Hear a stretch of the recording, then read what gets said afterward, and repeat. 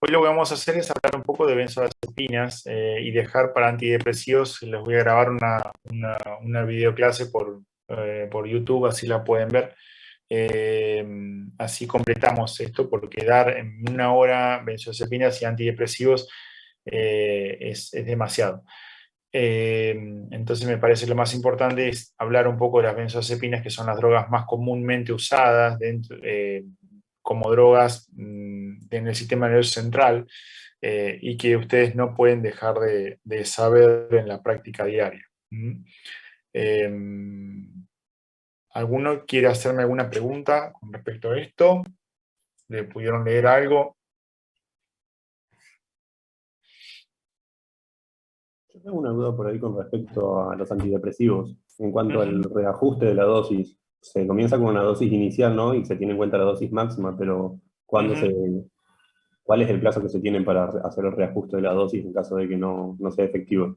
Habitualmente se espera entre 20 y 30 días para poder hacer un reajuste de la medicación, dependiendo del tipo de antidepresivo que vos estés usando, pero generalmente se espera ese tiempo de efecto en el paciente. Incluso hay pacientes que se esperan más tiempo todavía para poder titular una medicación. Entonces, muchas veces es cierto que el paciente requiere una droga antidepresiva inicial, y no se ve ningún efecto hasta pasados los 20 días, 30 días. Y hay que tratar de convencer al paciente y convencer a la familia de que en realidad la medicación ya está haciendo efecto, pero desde el punto de vista biológico, el efecto deseado de la medicación no va a estar hasta los primeros 20, 30 días.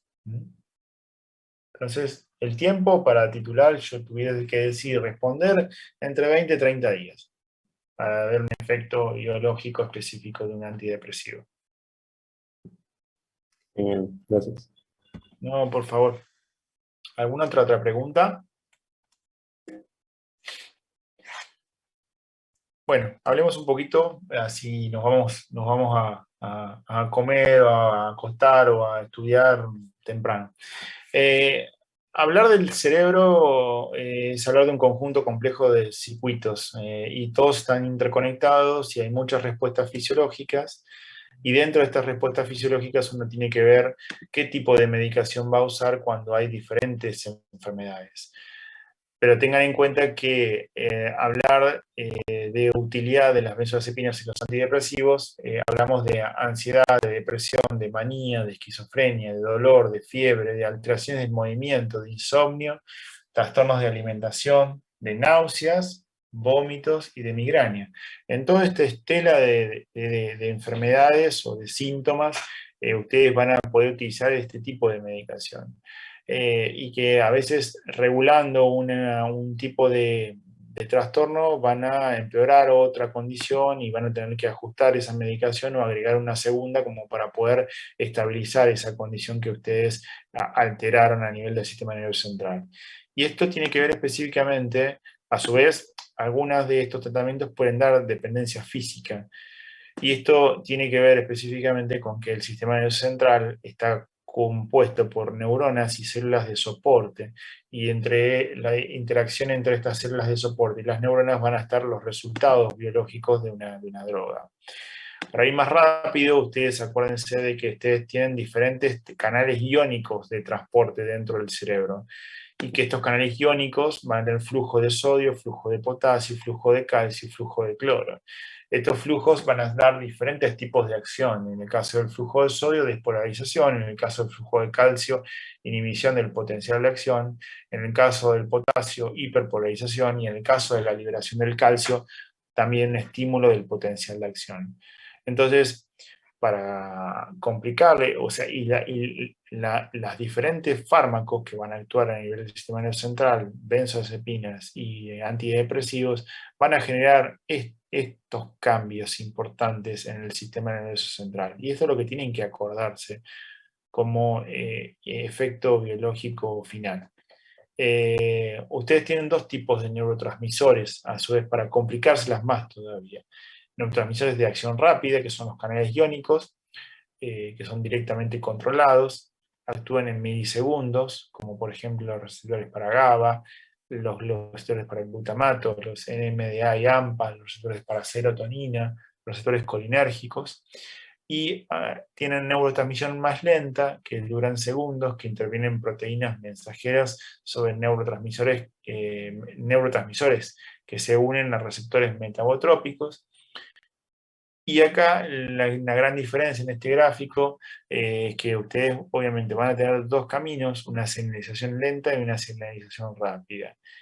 Inicialmente, por ejemplo, con la inhibición de las benzodiazepinas van a actuar sobre la señalización rápida, inhibitoria, y en la señalización más lenta, por ejemplo, por la inhibición de la recaptación de serotonina o noradrenalina o dopamina, van a ser una neurotransmisión más lenta, pero un cambio en la conductibilidad de esa neurona. ¿Qué tienen que conocer de las benzodiazepinas? Que se usan mucho, que deberían conocerse mejor, que se prescriben ampliamente y hay horrores de prescripciones, y hay errores de prescripción que realmente llevan a muchas veces comprometer a veces incluso la vida del paciente. Entonces deberían conocerse muy bien el mecanismo de acción de las benzodiazepinas y cuándo uno debería darlas o no darlas. Pero la realidad es que eso no ocurre. Muy comúnmente uno como colega puede a veces ayudar a un paciente y prescribirle una benzodiazepina, pero no sé bien por qué se la dan, no sabe cuánto tiempo hace que la dan, no sabe qué dosis la está tomando el paciente. Entonces es preferible decir que no, derivarlo al profesional que le prescribe la benzodiazepina y ver cuánto hace que la está tomando. Una benzodiazepina que hace 6 meses que se está tomando es una dosis crónica de esta medicación, y el paciente debería estar controlado con un profesional utilizando este tipo de droga de más de 6 meses, con el riesgo de tener dependencia por esa medicación o trastornos, como se llama, cognitivos por el uso crónico de esta medicación. Se empezaron a usar a partir de los años 60 como sucesores de los barbitúricos y tienen 5 efectos importantes: un efecto ansiolítico, un efecto anticonvulsivante, un efecto hipnótico, un efecto amnésico y un efecto miorelajante. Todos estos efectos uno va a ir a buscar en más o en menos, dependiendo del tipo de benzodiazepina. Hay benzodiazepinas que tienen más efecto miorelajante, como el diazepam o el flunitrazepam, y hay benzodiazepinas que tienen un efecto más ansiolítico, como por ejemplo el midazolam, o el hipnótico, también como el midazolam, o el ansiolítico como el clonazepam o el alprazolam. Entonces, ¿qué tipo de benzodiazepinas conocen? Se las nombro acá, son todas estas. ¿Qué mecanismo de acción? Y esto pregunta de examen. Actúan sobre el receptor GABA, actúan sobre un sitio alostérico del receptor GABA a nivel transmembrana, y modulando el flujo de cloro a lo largo del receptor. Es decir, que lo que van a hacer es aumentar la frecuencia de apertura de los canales de cloro del receptor GABA, y de esa forma hiperpolarizar más las neuronas. No aumentando la conductancia del canal, ni tampoco el tiempo de apertura del canal, sino la frecuencia en la que se abre el canal. Eso es la gran diferencia con otros sitios como los barbitúricos y los esteroides, que también actúan sobre este receptor. Las benzodiazepinas actúan solamente sobre los receptores GABA que tienen la subunidad gamma. Eso es una gran diferencia con los barbitúricos y los esteroides. Ya lo dije, aumentan la afinidad por el GABA, aumentan la frecuencia de apertura del canal de cloro de dicho receptor. Y esto es pregunta de examen. Entonces, si ustedes tuvieran que ver cómo es la conformación espacial del receptor GABA, es un receptor unido a un canal de cloro. las benzodiazepinas van a actuar en un sitio alostérico que es diferente de la acción del lugar donde actúa el GABA, y alteran la cantidad de apertura y cierre del canal, mejorando la afinidad del GABA por el receptor. Diferente la acción del barbitúrico, que va a actuar directamente sobre el canal, abriendo el canal de cloro, sobre los esteroides anestésicos o ansiógenos, que también actúan abriendo el canal, y sobre a diferencia de la picotoxina, que sería un convulsivo, que cierra los canales de cloro y genera más excitación. ¿Qué tipo de receptores a su vez ustedes tienen? Tres tipos de receptores para benzodiazepinas. Sepan que existen tres. Hay más, pero los más importantes son tres. Los dos primeros están más en el cerebro y en el hipocampo y en la glándula suprarrenal.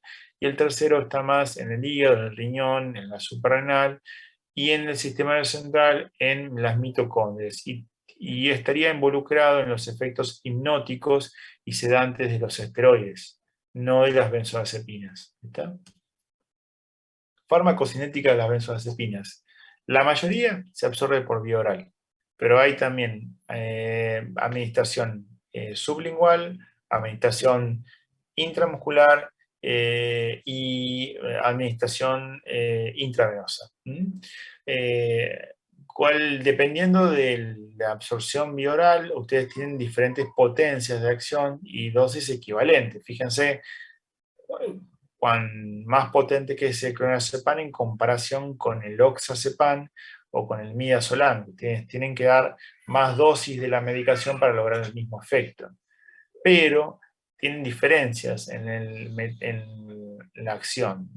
Unas duran dosis más tiempo y otras duran menos tiempo. Y la vida media obviamente va a ser más corta o más rápida en base al comienzo de acción. En realidad la vida media no influye sobre el comienzo de acción, perdón, pero sino con el metabolismo de una droga, si va a estar más tiempo o no en el organismo. Y el pico es diferente. Hay benzodiazepinas que tienen a la media hora, llegan al pico, y hay benzodiazepinas que llegan a las 6 horas al pico. Bueno, esto para que ustedes sepan cómo se pueden administrar. La midazolam y el lorazepam y el diazepam se pueden en forma endovenosa. Habitualmente se da de 1 minuto a 2, sí, para evitar la depresión respiratoria, salvo en los casos que ustedes quieren inducir la anestesia y hacer intubación del paciente, o sea, generar un efecto hipnótico y sedativo, sedante, en la cual ustedes van a manejar la vía aérea y van a proteger la vía aérea con el tubo endotraqueal. En esos casos se da en bolo. Y la vía intramuscular tienen diferentes para cada, o sea, diferente vida media para cada droga, pero habitualmente el lorazepam y el midazolam son las drogas que más se usan por vía intramuscular. Y el sublingual está el lorazepam, el alprazolam y el clonazepam. Y el inicio de acción es apenas ligeramente superior a la vía oral. O sea que si ustedes tienen que darle algo rápido a un paciente para que esté más tranquilo, porque está muy ansioso, también pueden darle la vía oral, que también va a actuar rápido dependiendo de la benzodiazepina que ustedes tengan. Le darían más un clonazepam o un lorazepam que no una alprazolam. Esto es la vía media de distribución, se puede preguntarse en el examen. Bueno, la vía media de distribución consta de dos fases, una alfa y una beta, que la alfa es la distribución de la droga en el organismo y se caracteriza por un rápido descenso de la concentración de la droga, y una fase lenta de eliminación, que la droga ya se distribuyó uniformemente en el organismo y tarda más en eliminarse del organismo mismo, ¿no? La unión a proteínas, sepan que están siempre unidas, un alto porcentaje de unión a proteínas plasmáticas, y que obviamente cuando los pacientes se alteran o tienen trastornos de desnutrición o tienen hipoalbuminemia por alguna u otra circunstancia, van a tener que ajustar la dosis de las benzodiazepinas a esta condición. En la práctica se hace poco eso, pero se debería considerar. Y la gran mayoría de las benzodiazepinas son liposolubles. Hay diferencias entre ellas, pero todas atraviesan la placenta y la pasan a leche materna, por eso están contraindicadas en este contexto, excepto estricta vigilancia, indicación médica, en el caso, por ejemplo, del embarazo por alguna circunstancia en particular, pero van a generar depresión en el feto, entonces se tratan de no utilizar. Eh, Acá les puse la clasificación dependiendo de la vida media. Hay pacientes hay benzodiazepinas que tienen vida media corta, intermedia o prolongada o ultra corta, de menos de 6 horas. Y las que están puestas en rojo son las más frecuentes, que se utilizan en la práctica diaria. Tengan en cuenta que dependiendo del metabolito, si tienen o no metabolito, esta acción se va a prolongar en horas. Entonces uno trata de dar una medicación que no tenga metabolitos y que dure rápidamente, por ejemplo, que se inicie rápidamente y dure poco tiempo, por ejemplo, para tratar por una crisis epiléptica y para tratar una hipnosis por un efecto de mejorar el trastorno del sueño. Van a tratar de dar una droga que mejore o sea más prolongada en el tiempo, ¿no? Les vuelvo a clasificar lo mismo: la potencia, la vida media, el inicio de acción y el uso clínico. Eso está bueno, este gráfico, como para tener cuál sí, cuál no. Y el metabolismo. Todas vía hepática. Todas las benzodiazepinas se metabolizan por el hígado. Todas se glucuronizan a nivel hepático, y excepto el clonazepam, una parte del clonazepam que se acetila y se elimina por riñón. Todo esto van a darle una gran diferenciación entre el grupo de drogas. Drogas con alta potencia, drogas con baja potencia y ambas corta duración de acción, y drogas con alta potencia y larga duración de acción como el clonazepam, o drogas con baja potencia y larga duración de acción como el diazepam. Según una u otra va a ser la elección de qué droga utilicen para diferentes patologías. ¿Cuáles son las indicaciones de las benzodiazepinas? Acá están nombradas: trastornos de angustia, fobia, ansiedad, trastornos de ansiedad generalizada, fobia simple, trastornos por estrés postraumático, trastornos obsesivos compulsivos, cuadros de depresión, cuadros de abstinencia, cuadros de catatonía, o acá te dicen en algunos casos de síndrome neuroléptico maligno. Estas son las benzodiazepinas, las vías de administración, el uso, los comentarios al respecto, la vida media y la dosis que uno puede llegar a dar por día exactamente. Fíjense que yo me tomé el trabajo en su momento de buscar cuántas están aprobadas por la ANMAT para el uso en Argentina y los diferentes nombres comerciales.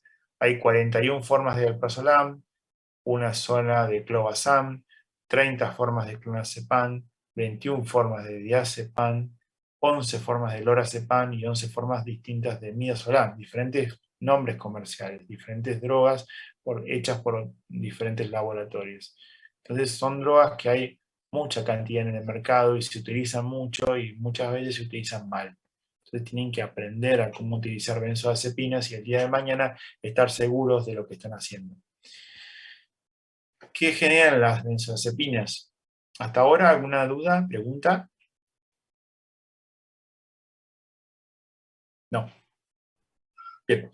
Bueno, las benzodiazepinas generan somnolencia, fatiga, cefalea, alteraciones motoras, alteraciones cognitivas. Acuérdense de eso, fíjense, a largo plazo, más de 6 meses de tratamiento, que las benzodiazepinas pueden generar trastornos cognitivos, vértigo en algunos pacientes y sedación.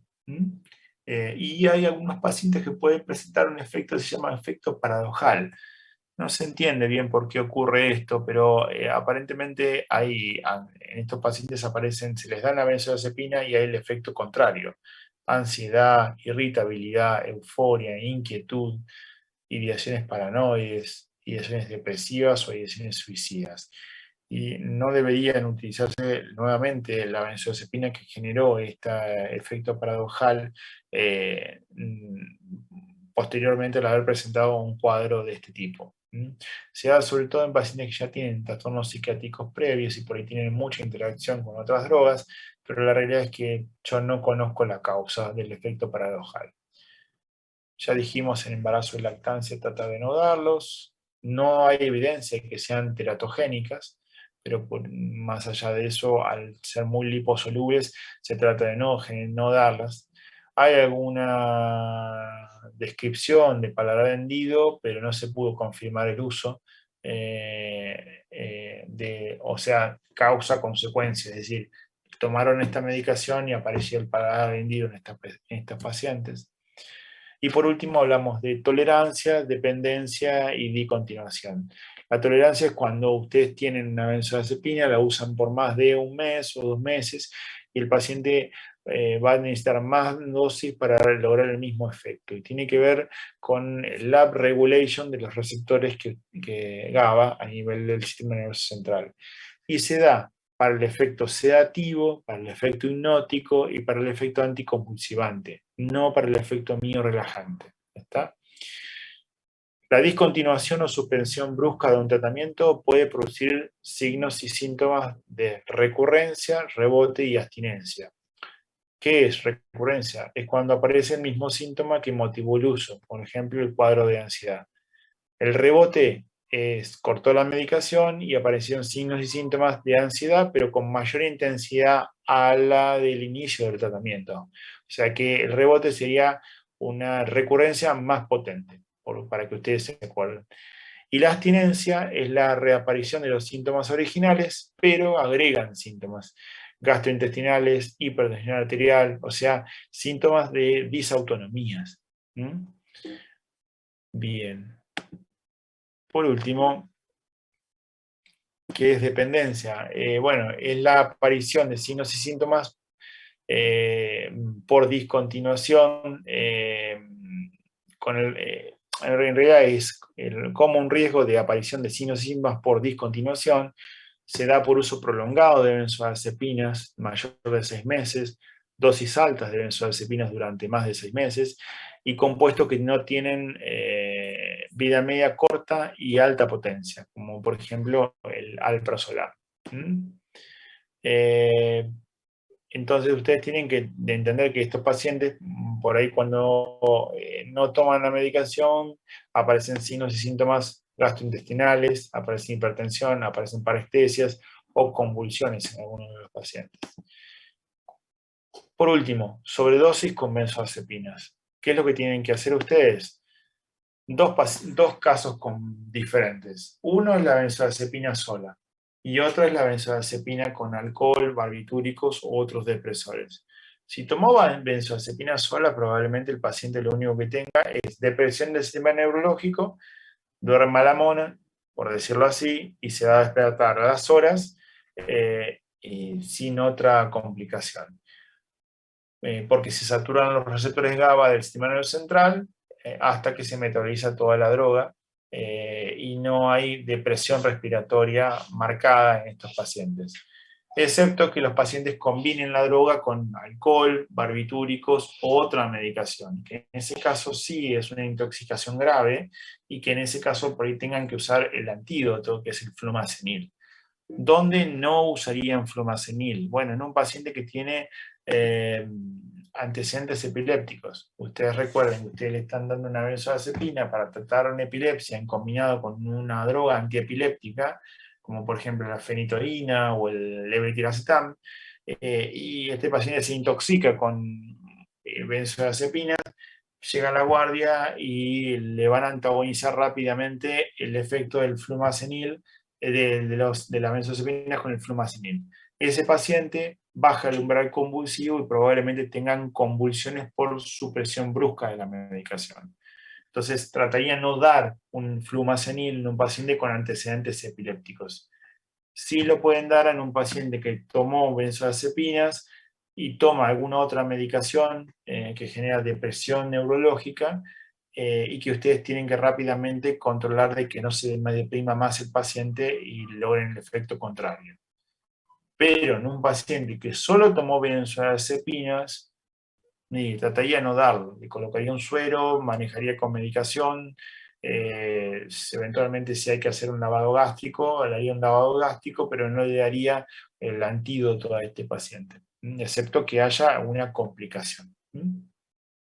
Bien, eso sería todo con respecto a benzodiazepinas. ¿Alguna pregunta, chicos?